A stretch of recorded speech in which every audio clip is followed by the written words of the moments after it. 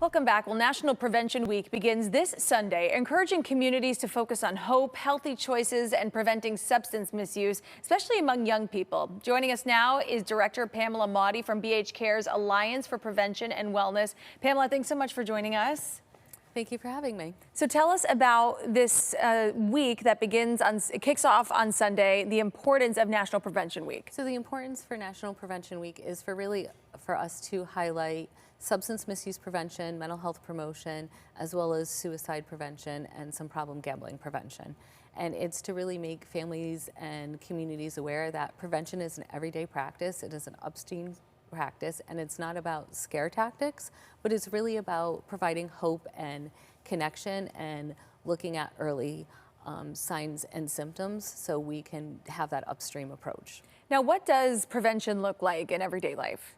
So prevention in everyday life, we all do simple things for prevention, like wearing a seatbelt, but everyday life, it's creating those strong connections, and it's really playing up on our protective factors. So what are those protective factors? It's having caring relationships with trusting adults. It's just taking the time to be present and listen, and it's not about having the right answer, but it's about being present and engaged, and sometimes just listening or asking questions. So connection is a really important tool, probably the most important tool in prevention. Any simple steps that people can do if they want to be more proactive in prevention to get started today?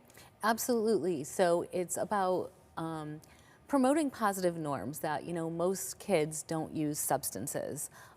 Talking about positive mental health and positive coping strategies and normalizing those behaviors and rewarding for those behaviors. It's also about simple things of safe storage of medication or safe storage of recreational cannabis use for adults so it stays out of the hands of children.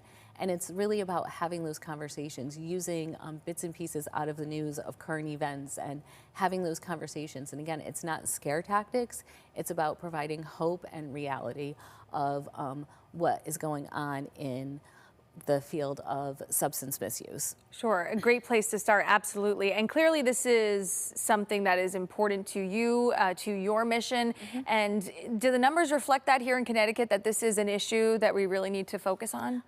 Yes, so we do know, again, most youth are not using substances, mm-hmm. and we are focused about promoting good mental health. We have a lot of various programs that cross the lifespan, so it's not just with youth or adults, but it's really also about having communities and parents look at the positive and focus on the positive things that we all are doing every day that really contributes to that instead of being deficit or problem focused. I like that, focusing on the positives. And you mentioned local resources. Mm-hmm. Walk us through some of those that are available. So there's so many local resources. Our program is one of the 5 regional behavioral health action organizations in Connecticut. All of us have open trainings for community members online in which they could take things like Question, Persuade, Refer, suicide prevention trainings. We have Gizmo, Possum's Good Guide to Good Health, that happens at local libraries and in schools. That's meant for 2nd to 4th graders.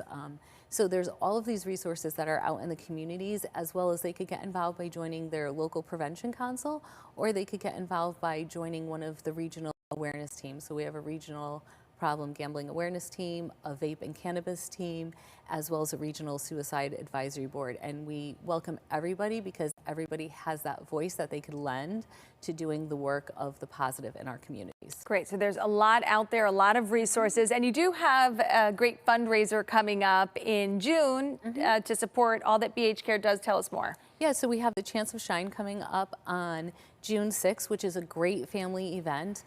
Anyone could come out. You could sign up to walk, or you could just stop by at Quarry Walk between 10 and 3.